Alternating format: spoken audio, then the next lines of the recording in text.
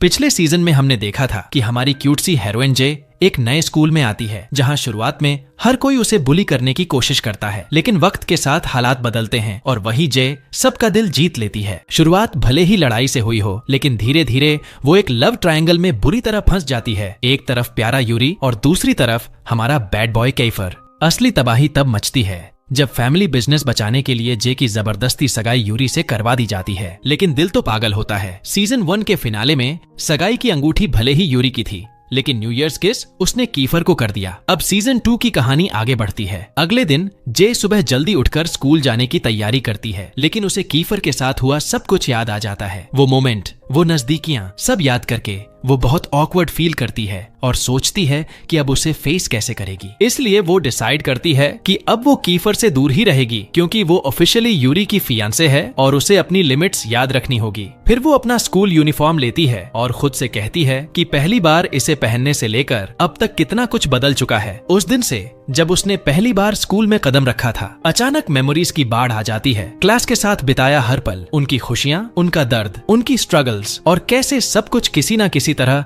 उसके इर्द गिर्द घूमता रहा। तैयार होकर वो देखती है कि उसके फोन में मैसेजेस की लाइन लगी हुई है। वो सोच ही रही थी कि उसका जवाब कैसे दे, तभी उसकी आंटी कमरे में आकर बताती है कि यूरी नीचे कार में उसका इंतजार कर रहा है। उसने अंकल से परमिशन ली है ताकि वो जे को स्कूल छोड़ सके। ये सुनकर जे को गहरा गिल्ट होने लगता है, क्योंकि यूरी को कल रात के बारे में कुछ भी पता नहीं है और वो कितना कंसिडरेट है। उसे लगता है कि वो उसके साथ गलत कर रही है। जैसे ही वो नीचे जाती है, उसे यूरी अपनी गाड़ी में इंतजार करता हुआ मिल जाता है। वो लग्जरी वाली गाड़ी से उतरता है और सबसे पहले आगे बढ़कर जे का बैग उठाने चला जाता है। उसका इतना केयर देखकर जे खुश हो जाती है। उसे ये जेस्चर बहुत क्यूट लगता है। वो उससे पूछती है कि वो इतना सब क्यों कर रहा है, जबकि उसके पास खुद की साइकिल है जिससे वो रोज स्कूल जाती है। तब यूरी उसकी आंखों में देखकर कहता है कि वो उसकी फियांसे है और फियांसे का ये फर्ज है कि वो उसे रोज स्कूल छोड़ने आए। ये फियांसे शब्द सुनते ही जे थोड़ी नर्वस हो जाती है। उस पर इस रिश्ते का भार महसूस होने लगता है। तभी अचानक उसका कजन बाहर आ जाता है। वो यूरी को वहां देखकर खुश नहीं होता और कहता है कि वो जे को स्कूल छोड़ देगा, लेकिन जे बीच में आती है। वो मना कर देती है और साफ कहती है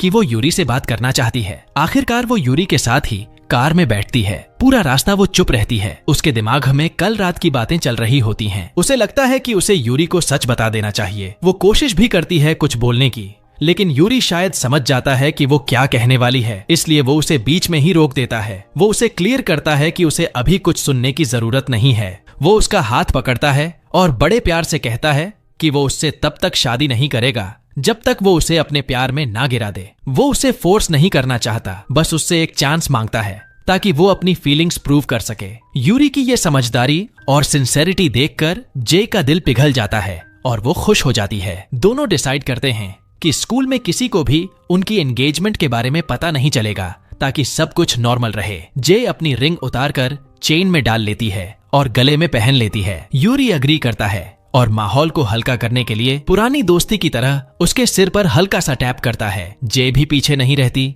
और मजाक में उसे वापस मार देती है। फिर जाने से पहले वो यूरी से कहती है कि अब उसे स्कूल छोड़ने मत आया करो ताकि किसी को शक ना हो। यूरी उसकी बात मान लेता है, लेकिन जाने से पहले वो उसके माथे पर एक जेंटल किस करता है और गुड बाय कहता है। जे शर्म से लाल हो जाती है और बिना कुछ कहे जल्दी से कार से उतर जाती है। चलते हुए वो खुद से कहती है कि अब उसे कीफर से दूर रहना होगा, क्योंकि वो यूरी की फियांसे है और वो उसका दिल नहीं तोड़ना चाहती। लेकिन क्लास में पहुंचने से पहले ही वही होता है जिसका डर था। कीफर सामने खड़ा मिलता है। वो अचानक उसका हाथ पकड़कर उसे खींचता है और बड़े स्टाइल में बोलता है, क्या हुआ, मुझे मिस किया? जे गुस्से में जवाब देती है, भगवान तेरा भला ना करे, मैं किडनैप्ड हूँ, मतलब एंगेज्ड हूँ। लेकिन कीफर पर इसका कोई असर नहीं होता। वो हंसकर कहता है, दोनों हालत में तो मेरी ही हो। जे उसे दूर रहने को कहती है ताकि स्कूल में कोई उन्हें देख ना ले और गलत ना समझे, लेकिन कीफर साफ मना कर देता है। वो उसकी आंखों में देखकर बोलता है कि वो उसे कभी अपने हाथ से जाने नहीं देगा। वो जबरदस्ती उसे हग करने की कोशिश करता है, लेकिन जे उसे मार देती है और वहां से भागकर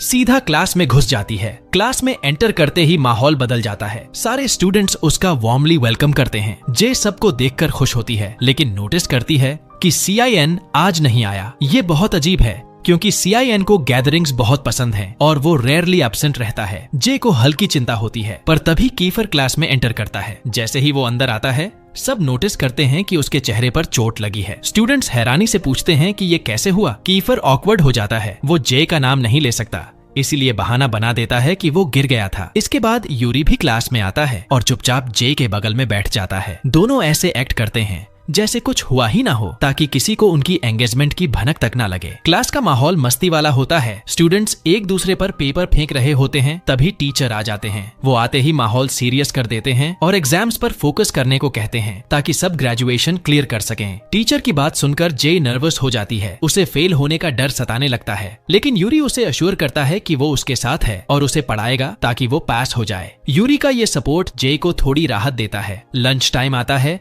और जे कैफेटेरिया जाती है खाने के लिए। वो शांति से खाना चाहती थी, लेकिन कीफर वहाँ भी आ जाता है। वो उसे परेशान करना शुरू कर देता है और उसके बगल में बैठ जाता है। जे अनकंफर्टेबल फील करती है और तभी यूरी भी आकर वहीं बैठ जाता है। सिचुएशन बहुत ऑकवर्ड हो जाती है। एक तरफ फियांसे, दूसरी तरफ वो लड़का जिससे वो भाग रही है। जे खुद को बिजी रखने के लिए खाना खाने लगती है, लेकिन कीफर उसके पास झुककर कहता है, तुम मेरी हो, कोई और तुम्हें नहीं ले सकता। ये सुनकर जे डर जाती है। उसके वर्ड्स में एक अजीब सी दीवानगी थी। वो घबराकर वहां से भाग खड़ी होती है और उन्हें पीछे न आने की वार्निंग देती है। वो शांति की तलाश में छत पर अकेले खाने चली जाती है, लेकिन वहां पहुंचकर वो देखती है कि एक स्टूडेंट गुस्से में वहां रखी चीजें तोड़ रहा है। जे को उसका बिहेवियर अजीब लगता है, लेकिन क्यूरियोसिटी के मारे वो उसके पास जाकर बैठ जाती है और वजह पूछती है। वो स्टूडेंट थोड़ा इमोशनल होकर बताता है कि वो स्कूल की एक लड़की को पसंद करता है, लेकिन डर के मारे अपनी फीलिंग्स कन्फेस नहीं कर पा रहा। जे उसे इनकरेज करती है तो वो उसे उस लड़की की फोटो दिखाता है। फोटो देखते ही जे शॉक हो जाती है, क्योंकि ये कोई और नहीं, वही लड़की होती है जो शुरुआत में जे को बुली किया करती थी। जे हैरान होकर बोलती है, मतलब तुझे वही मिली? फिर उसे उस लड़के की मासूमियत पर तरस आ जाता है और वो कहती है, चिंता मत कर, तुम्हारा सीक्रेट सेफ है, मैं किसी को नहीं बताऊंगी। दोनों वहाँ बैठकर थोड़ी बातें करते हैं और दिन के एंड में जे घर लौटती है, लेकिन वहाँ उसे वो दिखता है जिसकी उसे बिल्कुल उम्मीद नहीं थी, CN। जे हैरान होकर पूछती है कि वो आज स्कूल क्यों नहीं आया। तब CN बताता है कि उसके भाई का उसके साथ झगड़ा हो गया था। बात इतनी बढ़ गई थी कि भाई ने उसे घर में बंद कर दिया था और वो उसे वापस इंग्लैंड भेजने वाला था, क्योंकि वो हमेशा लड़ाइयां करता रहता है और ट्रबल क्रिएट करता है। इसलिए CN वहां से भाग निकला और सीधा यहाँ आ गया। वो डिसाइड कर चुका है कि अब वो जे के साथ ही रहेगा। जे शॉक होकर बोलती है, ठीक है, पर तू सोएगा कहाँ? भगवान तुझे सद्बुद्धि दे। CIN बड़ी मासूमियत से जवाब देता है, ये भी कोई सवाल है? तुम्हारे रूम में ऑब्वियसली। वो बताता है कि उसने जे के अंकल से परमिशन भी ले ली है। इतना बोलकर वो वहाँ से भाग जाता है और जय पीछे से चिल्लाती रह जाती है कि जा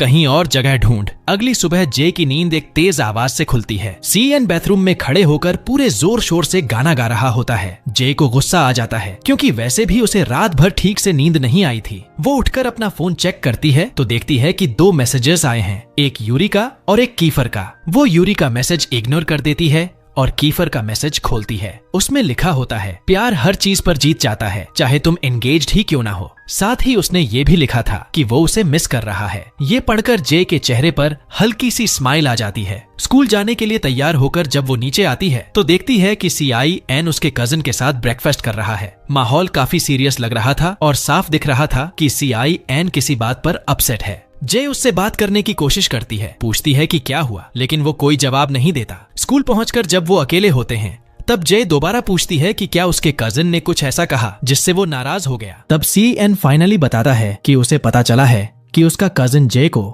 उनकी क्लास से शिफ्ट करवाना चाहता है। ये सुनकर जे शॉक हो जाती है। वो तुरंत उसे यकीन दिलाती है कि ये सच नहीं है और वो कभी भी किसी के दबाव में आकर कोई फैसला नहीं करेगी। लेकिन ये खबर आग की तरह पूरी क्लास में फैल जाती है। सारे स्टूडेंट्स घबराकर उसके पास आ जाते हैं और बोलते हैं कि वो उसे बहुत पसंद करते हैं और चाहते हैं कि वो यहीं रहे, उन्हें छोड़कर ना जाए। उनका प्यार देखकर जे इमोशनल हो जाती है और सबको प्रॉमिस करती है कि चाहे कुछ भी हो जाए वो उन्हें छोड़कर कहीं नहीं जाएगी। तभी उसे नोटिस होता है कि कीफर गायब है। उसे पता चलता है कि वो उसके कजिन से लड़ने गया है। जे घबरा जाती है और सबको बोलती है, जल्दी चलो, उसे रोकना होगा। उधर कीफर सीधा जे के कजिन की क्लास में पहुंचकर उससे भिड़ जाता है, क्योंकि उसे लगा था कि वही जे को क्लास छोड़ने पर मजबूर कर रहा है। दोनों के बीच जबरदस्त फाइट शुरू हो जाती है। कीफर उस पर भारी पड़ता है और उसे मार गिराता है, लेकिन तभी पीछे से कजिन का एक दोस्त आकर कीफर पर वार कर देता है। जे का कजिन मौका देखकर कीफर को और मारने ही वाला होता है कि उसी वक्त यूरी वहां पहुंच जाता है। भले ही वो कीफर को पसंद नहीं करता, लेकिन फिर भी उसके सामने खड़ा होकर उसे बचा लेता है। धीरे धीरे वहाँ और स्टूडेंट्स जमा होने लगते हैं और बड़ी लड़ाई होने ही वाली होती है कि जे बीच में आकर सबको रोक देती है। वो चिल्लाकर कहती है कि वो कोई ट्रबल नहीं चाहती। वो सबके सामने अपने कजन से साफ कह देती है कि चाहे कुछ भी हो जाए वो अपनी क्लास और अपने दोस्तों को नहीं छोड़ेगी, यही उसका आखिरी फैसला है। जे की ये बात सुनकर कीफर का गुस्सा शांत हो जाता है। वो जे को लेकर वहाँ से चला जाता है। दोनों शांति के लिए छत पर जाकर बैठते हैं। वहाँ जे नोटिस करती है कि कीफर के चेहरे पर चोट लगी है। उसे देखकर जे को बहुत बुरा लगता है। वो आइस लेकर उसके चेहरे पर लगाती है और उसका इलाज करती है। काइफर उसकी ये केयर और चिंता देखकर बहुत खुश होता है। वो जे की आंखों में देखता है और उससे माफी मांगता है कि उसकी वजह से उसे ये सब प्रॉब्लम्स झेलनी पड़ी। वो बड़े दिल से कहता है कि वो पूरी दुनिया में सिर्फ उसी से माफी मांगता है क्योंकि वो उसे उदास देखना बिल्कुल पसंद नहीं करता। उसकी ये बातें सीधा जे के दिल को छू जाती हैं और वो वहाँ शांति से उसके पास बैठी रहती है। रात को घर जाकर जे सपना देखती है कि कीफर और यूरी दोनों उसके लिए लड़ रहे हैं। वो डर के मारे घबराकर उठ जाती है। तभी उसे CN का मैसेज दिखता है जिसमें लिखा होता है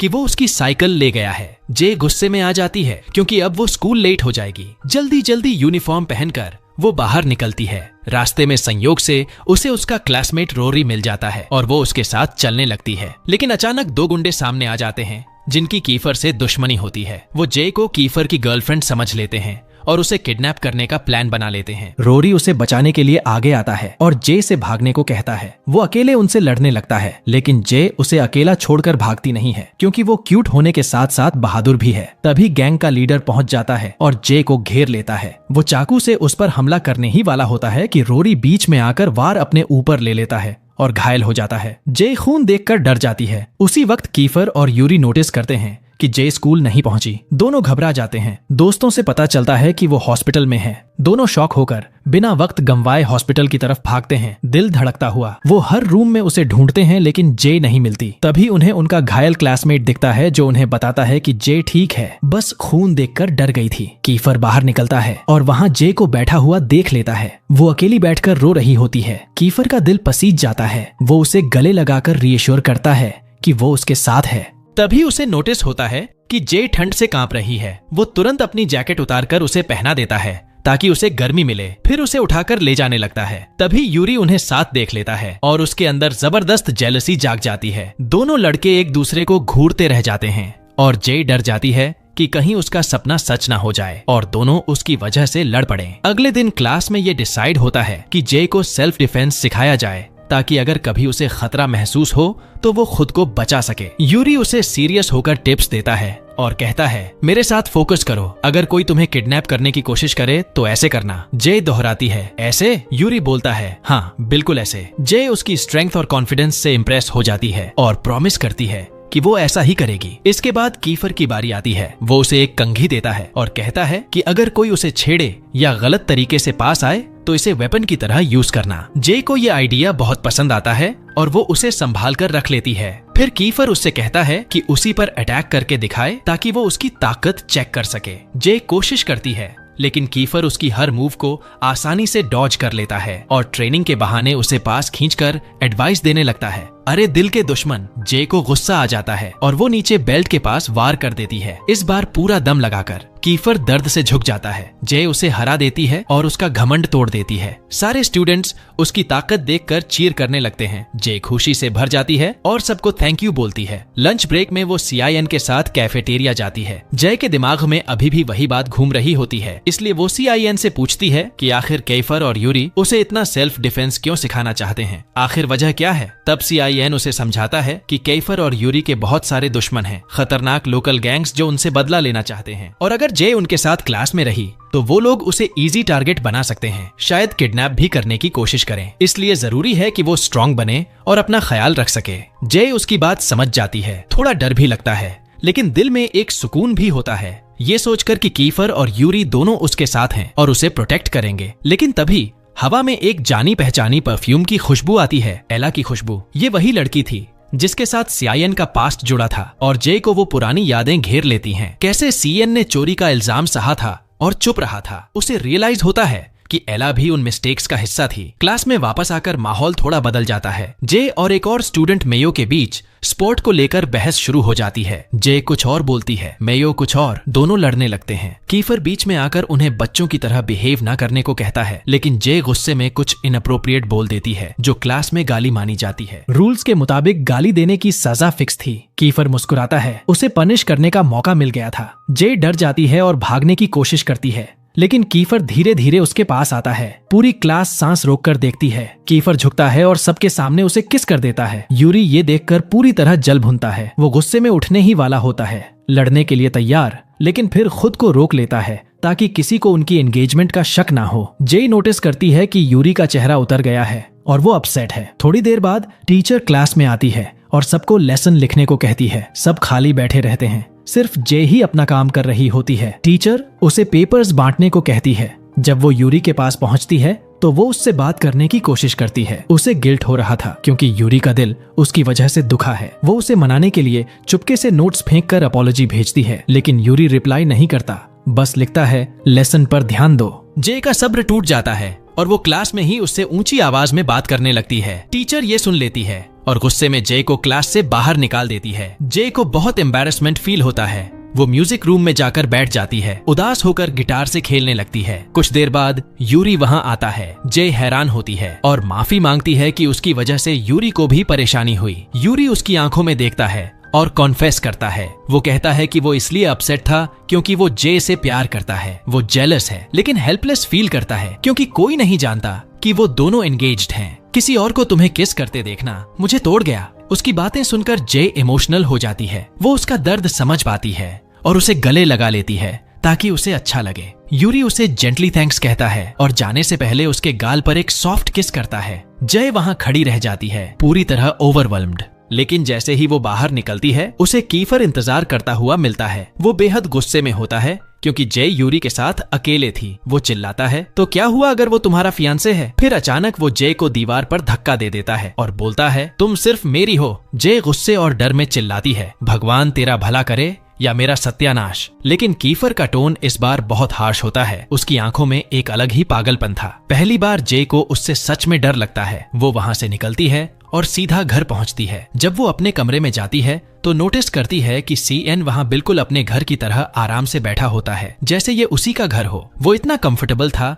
कि जे को लगा ही नहीं कि कोई मेहमान आया है। मौके का फायदा उठाकर वो उससे पूछती है कि क्या उसने कभी कीफर को इतना गुस्से में देखा है। तब सीआईएन उसे बताता है कि ऐसा बस एक बार हुआ था जब कीफर और यूरी की भयानक लड़ाई हुई थी। वो लड़ाई यूरी की एक्स गर्लफ्रेंड की वजह से हुई थी। उस दिन कीफर का गुस्सा इतना खौफनाक था कि कोई भी उन्हें रोक नहीं पाया था। सीएन बातों ही बातों में ये भी कह देता है कि यूरी शायद इसलिए कीफर के साथ रहता है क्योंकि वो उसका सामना करने की हिम्मत नहीं रखता। ये सुनकर जे डर जाती है क्योंकि वो नहीं चाहती कि दोनों उसके कारण आपस में लड़ें। सीएन नोटिस करता है कि जे ये सुनकर बहुत परेशान हो गई है और नॉर्मल नहीं लग रही, तो वो माहौल हल्का करने के लिए सजेस्ट करता है कि दोनों साथ में कोई मूवी देख लें ताकि उसका मूड ठीक हो जाए। जे मूवी चुनती है और सीआईएन आइसक्रीम लेने चला जाता है क्योंकि सीआईएन ने पहले ही बहुत आइसक्रीम खा ली थी। उसे बाथरूम में थोड़ा वक्त लगता है। इसी दौरान जे लैपटॉप खोलती है और उसे एक फोल्डर दिखता है जिस पर लिखा होता है सीक्रेट। वैसे तो वो प्राइवेसी रिस्पेक्ट करती है, लेकिन क्यूरियोसिटी जीत जाती है और वो फाइल खोल लेती है। वीडियो प्ले होते ही वो शॉक हो जाती है। उसमें कीफर, सीएन और क्लास के कुछ स्टूडेंट्स उस बुली लड़के कीको को बेरहमी से पीट रहे होते हैं जिसने जे को छेड़ा था। वो उसका चेहरा तक तोड़ देते हैं और धमकी देते हैं कि अगर उसने दोबारा जे के पास आने की कोशिश की तो उसे जान से मार देंगे। ये सब देखकर जे पूरी तरह टूट जाती है। उसे गहरा सदमा लगता है और वो गिल्ट से रोने लगती है। जब सीआईएन वापस आता है तो जे का चेहरा देखकर समझ जाता है कि उसने वो वीडियो देख लिया है। वो डर जाता है और बहुत नर्वस हो जाता है। अगले दिन वो जे को समझाने की कोशिश करता है कि उन्होंने ऐसा सिर्फ इसलिए किया क्योंकि वो उससे प्यार करते हैं और उसे प्रोटेक्ट करना चाहते थे। वो उसे वार्न भी करता है कि इस मामले को और ना कुरेदे वरना कीफर का गुस्सा सब पर भारी पड़ेगा। लेकिन जय गुस्से में होती है और साफ कहती है कि वायलेंस का कोई भी बहाना सही नहीं हो सकता।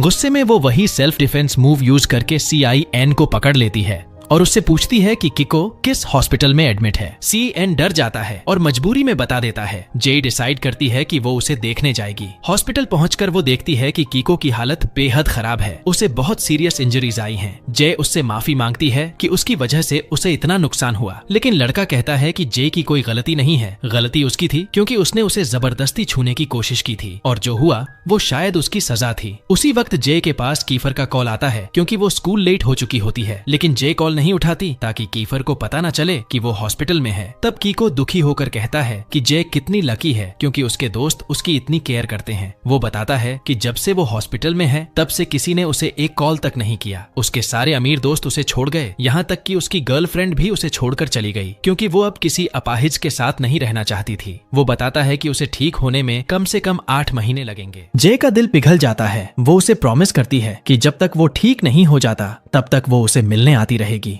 वहाँ से निकलकर भारी मन के साथ जे स्कूल पहुँचती है। जे क्लास में लौटती है तो देखती है कि सारे स्टूडेंट्स उसे लेकर परेशान खड़े हैं। कीफर बहुत गुस्से में होता है। उसका चेहरा लाल हो चुका था क्योंकि जे ने उसका कॉल नहीं उठाया था। उसे लगा था कि वो शायद फिर से किडनैप हो गई है। जय तुरंत उससे माफी मांगती है और एक छोटा सा झूठ बोल देती है कि वो देर से उठी थी इसलिए कॉल नहीं उठा पाई। वो प्रॉमिस करती है कि दोबारा ऐसा नहीं होगा। फिर वो जाकर CIN के पास बैठती है, लेकिन CIN बिना सोचे समझे जोर से पूछ लेता है, क्या तुम किको को हॉस्पिटल में देखने गई थी? ये सुनते ही जे की सांसें अटक जाती हैं। वो घबरा जाती है और उसे चुप कराने के लिए उसे मारती है ताकि कीफर के सामने सच न खुल जाए। वो CIN को खींचकर क्लास से बाहर ले जाती है और वार्न करती है, किसी को कुछ मत बताना वरना बहुत बड़ी प्रॉब्लम हो जाएगी। तभी उन्हें एक छोटी सी बिल्ली दिखती है। CIN उसे देखकर खुश हो जाता है। उसे बिल्लियां बहुत पसंद हैं। वो बड़े प्यार से उसके लिए खाना रखने जाता है, लेकिन बिल्ली शायद मूड में नहीं होती और उसे काट लेती है। CIN डर के मारे वहीं रोने लगता है। जय को हंसी आ जाती है।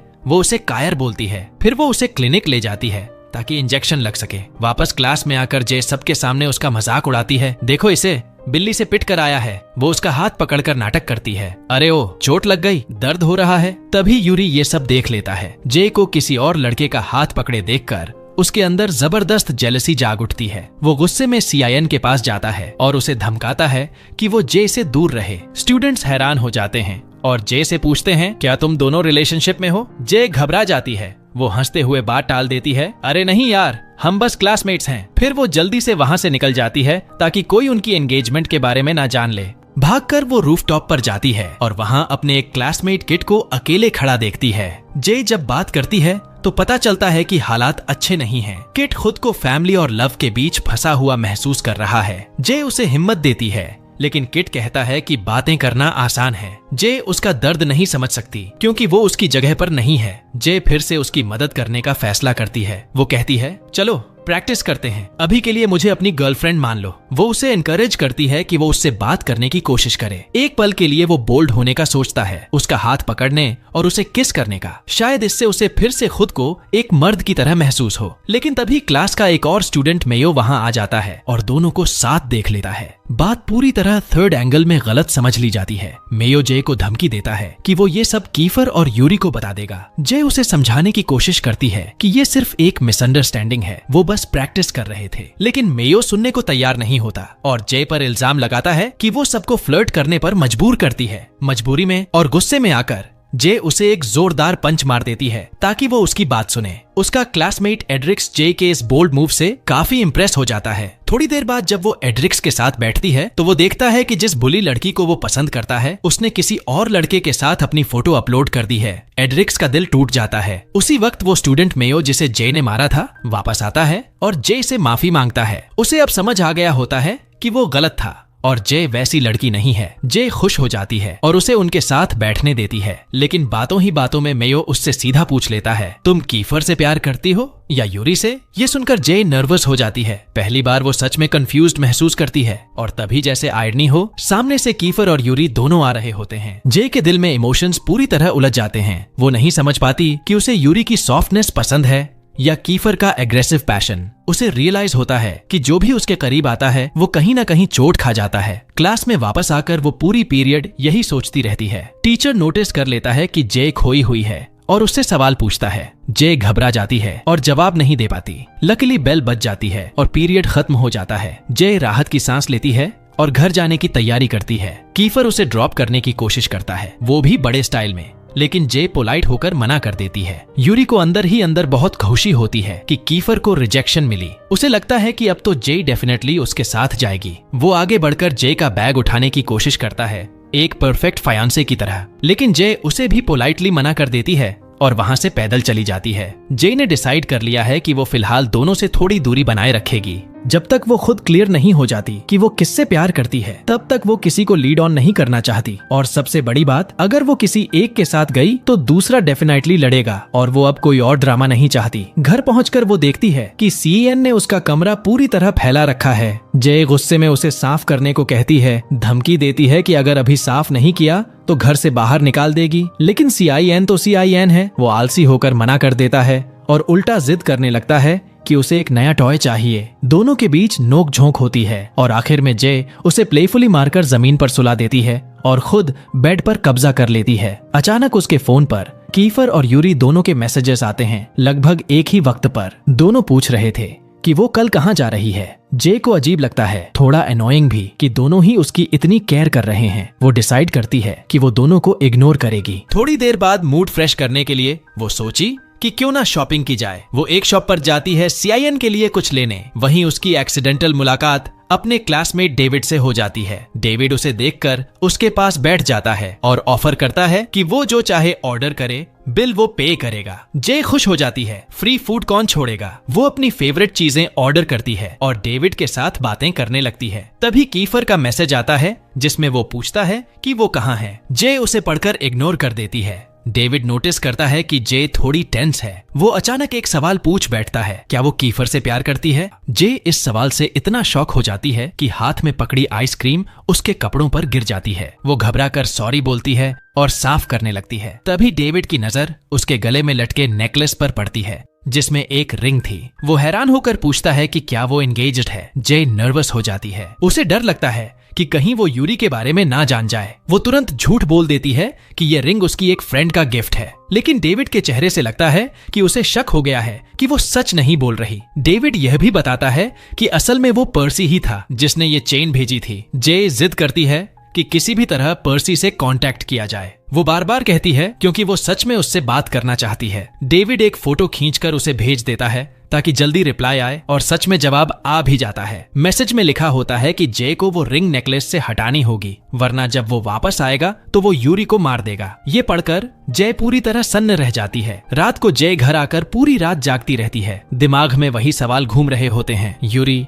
कीफर और वो अजीब वार्निंग जो उसे पर्सी से मिली थी। अगली सुबह सीएन उसके चेहरे पर हंसता है। उसकी हालत देखकर उसका मजाक उड़ाता है, कहता है कि वो बिल्कुल ज़ोंबी जैसी लग रही है। वो उसका फोटो खींच लेता है ताकि बाद में उसे ब्लैकमेल कर सके। जे चिढ़कर उससे फोन छीनने की कोशिश करती है, लेकिन तभी कीफर का कॉल आ जाता है। मजबूरी में उसे उठाना पड़ता है। कीफर सीधा पूछता है कि वो कल से उसे इग्नोर क्यों कर रही है। जे बहाना बना देती है कि वो सो रही थी। फिर वो बताती है कि वो अपने शेफ क्लासमेट के साथ सुपरमार्केट जा रही है क्लास के लिए कुछ खरीदने। ये सुनकर कीफर खुश हो जाता है, शायद इसलिए कि वो यूरी के साथ नहीं जा रही, और डिसाइड करता है कि वो भी वहीं आएगा ताकि उसे देख सके। जे घर से निकलती है और नीचे दो बदमाशों को डंडे लिए खड़ा देख डर जाती है। उसे लगता है कि वो फिर से उसे किडनैप करने आए हैं, लेकिन फिर वो सुनती है कि वो किसी और लड़की के बारे में बात कर रहे हैं। जे राहत की सांस लेती है। तभी उसका शेफ क्लासमेट आ जाता है। वो उन बदमाशों को देखकर उनसे लड़ने ही वाला होता है, लेकिन जे उसे रोक लेती है और बोलती है, शांत रहो बॉस, हमारे चक्कर के नहीं हैं, निकल लेते हैं। फिर दोनों कार में बैठते हैं और सुपरमार्केट पहुंचते हैं, जहां जे क्लास के लिए खाने पीने की चीजें खरीदने में उसकी मदद करने लगती है। वो ऐसा इसलिए कर रही होती है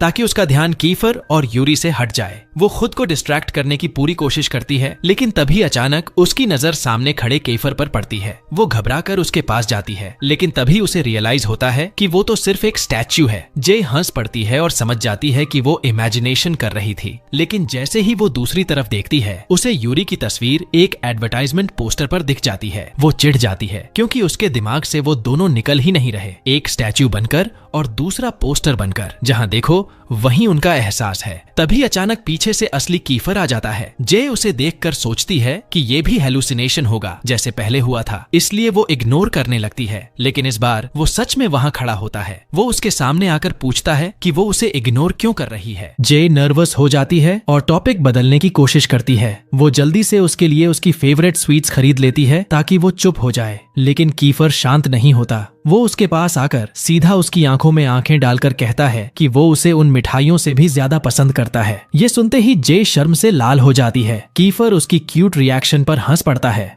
और शॉपिंग कार्ट पुश करने लगता है। जे मना करती है और कार्ट अपनी तरफ खींचने लगती है। इसी खींचतान में अचानक उसका हाथ जे के हाथ से टकरा जाता है और बस फीलिंग्स का फुल ऑन स्पार्क। काइफर खुश हो जाता है और मौके का फायदा उठाकर उसका हाथ पकड़े रखता है। दोनों साथ साथ कार्ट पुश करने लगते हैं। इसी दौरान कीफर उसे बताता है कि उसने उसके पिता के बारे में कुछ खास जानकारी निकाली है।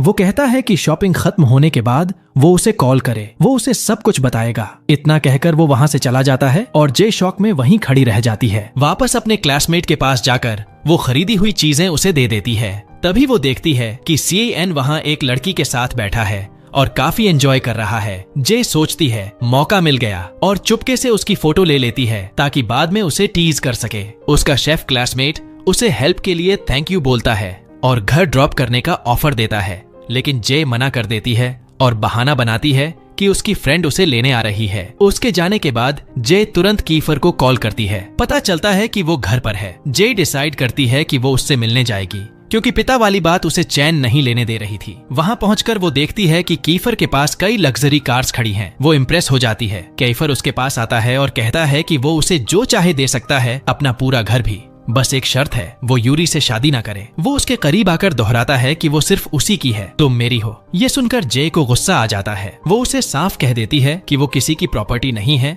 जिसे खरीदा जा सके। माहौल को संभालने के लिए कैफर बोलता है, ठीक है, फिर मुझे अपना समझ लो। जे और ज्यादा ऑकवर्ड हो जाती है क्योंकि वो बहुत पास आ गया होता है। वो जल्दी से टॉपिक बदलती है और पूछती है कि आखिर उसने उसके पिता के बारे में क्या पता लगाया है। कीफर उसे घर के अंदर ले जाता है। वहाँ उनका दोस्त फीलिक्स बैठा होता है। जे हैरान होकर पूछती है कि क्या हुआ। फीलिक्स अपना लैपटॉप खोलता है और उसे अपने बड़े भाई पर्सी की फोटो दिखाता है जो अमेरिका में है, और उस फोटो में वो भाई किसी और के साथ नहीं बल्कि जे के पिता के साथ खड़ा होता है। ये देखकर जे पूरी तरह शॉक हो जाती है। उसे समझ नहीं आता कि उसके पिता और फेलिक्स के भाई का क्या कनेक्शन है। क्या वो साथ काम करते हैं या कोई और गहरा राज है। जे की आंखों से आंसू बहने लगते हैं क्योंकि उसकी जिंदगी में बहुत सारे सीक्रेट्स हैं जिनके जवाब उसे नहीं मिल रहे, और ये नया राज उसे तोड़ देता है। कीफर को उस पर तरस आता है। वो उसे ढाढ़स देता है और प्रॉमिस करता है कि जब तक सारी सच्चाई सामने नहीं आ जाती वो उसके साथ रहेगा और उसके हर सवाल का जवाब ढूंढने में मदद करेगा। जे उसका शुक्रिया अदा करती है और वहां से घर लौट जाती है।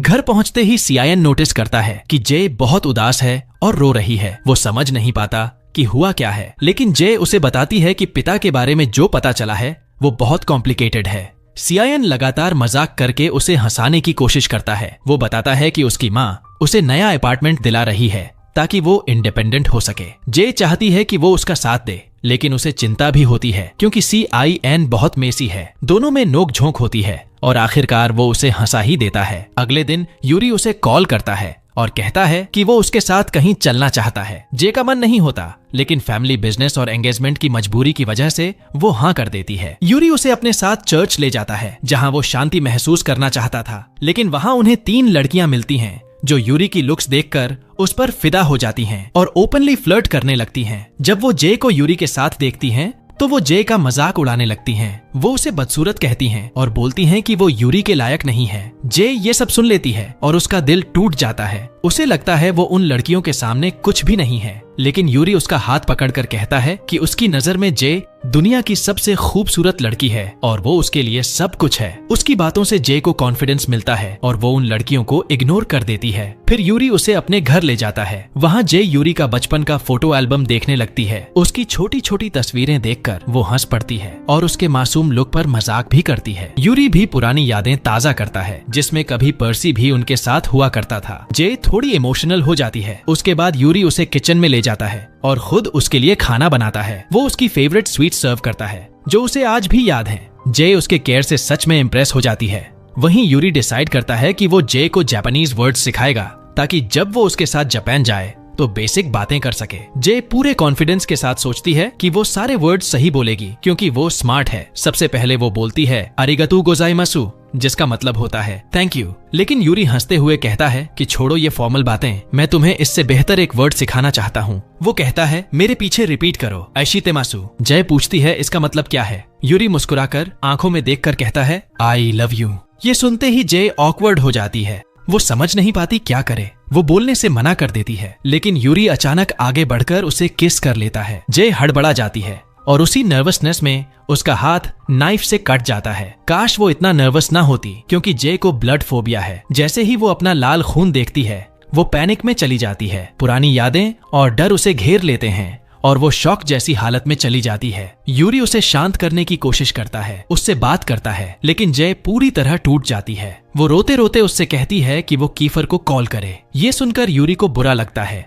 दिल पर चोट लगती है। वो कहता है मैं यहाँ हूँ, तुम्हारे साथ हूँ, मैं तुम्हें प्रोटेक्ट करूंगा, फिर तुम किसी और को क्यों बुला रही हो। लेकिन जय खुद को संभाल नहीं पाती। वो कैफर को इसलिए बुला रही थी क्योंकि सिर्फ कैफर ही जानता था कि खून देखने पर उसके साथ क्या होता है और कैसे वो कंट्रोल खो देती है। यूरी उसे पानी लाकर देता है ताकि वो काम हो सके। थोड़ी देर बाद जब वो शांत होती है तो यूरी से माफी मांगती है। वो बताती है कि जब भी वो खून देखती है तो अपना कंट्रोल खो देती है और आसपास के किसी को भी नुकसान पहुंचा सकती है। इसलिए उसने कैफर का नाम लिया था क्योंकि उसे लगा कि यूरी शायद उसकी इस हालत से डर जाएगा और दूर चला जाएगा। लेकिन यूरी साफ कहता है कि ऐसा कभी नहीं होगा। वो उससे प्यार करता है और चाहे जो भी हो जाए वो उसका साथ नहीं छोड़ेगा। वो उसे गले लगाता है और बड़े प्यार से उसके हाथ पर बैंडेज लगाकर उसकी देखभाल करता है। जय उसकी इस सॉफ्टनेस और केयर से इमोशनल तो हो जाती है, लेकिन अंदर से वो दुखी भी होती है क्योंकि उसे यूरी के लिए वो रोमांटिक फीलिंग्स महसूस नहीं हो रही जो होनी चाहिए, और वो चाहती है कि काश वो फिर से पहले जैसे सिर्फ दोस्त बन सकें। दिन के अंत में यूरी उसे घर तक छोड़ता है और ऑफर करता है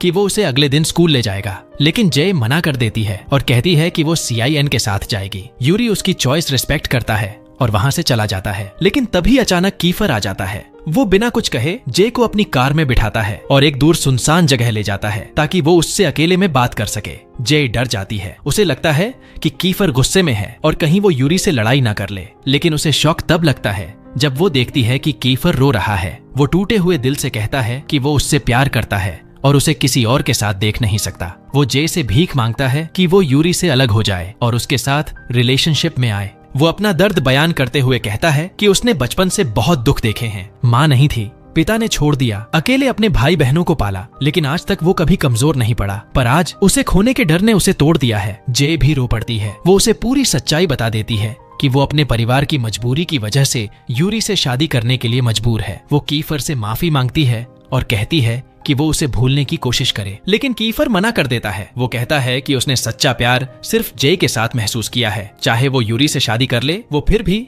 उससे प्यार करता रहेगा। ये सुनकर जय को आखिरकार अपने सवाल का जवाब मिल जाता है। उसे एहसास हो जाता है कि वो सच में कीफर से प्यार करती है। उसके फीलिंग्स असली हैं। वो दौड़कर कीफर को गले लगा लेती है और दोनों एक दूसरे की बाहों में रोते रहते हैं। दुनिया से बेखबर दोनों ने अपने प्यार को कबूल कर लिया था, लेकिन जिस बात का जय ने अंदाजा भी नहीं लगाया था वो ये कि शायद कोई तीसरा इंसान ये सब देख रहा था। तो सवाल ये है कि वो कौन था? क्या सच में किसी ने उन्हें देख लिया या नहीं? इसका जवाब हमें नेक्स्ट पार्ट में मिलेगा। तो अभी के लिए चैनल को जरूर सब्सक्राइब करो, बेल आइकन दबाओ ताकि कोई भी अगला वीडियो मिस न हो जाए। तुम्हारा कीमती वक्त देने के लिए बहुत बहुत धन्यवाद। फिर मिलेंगे अगले वीडियो में।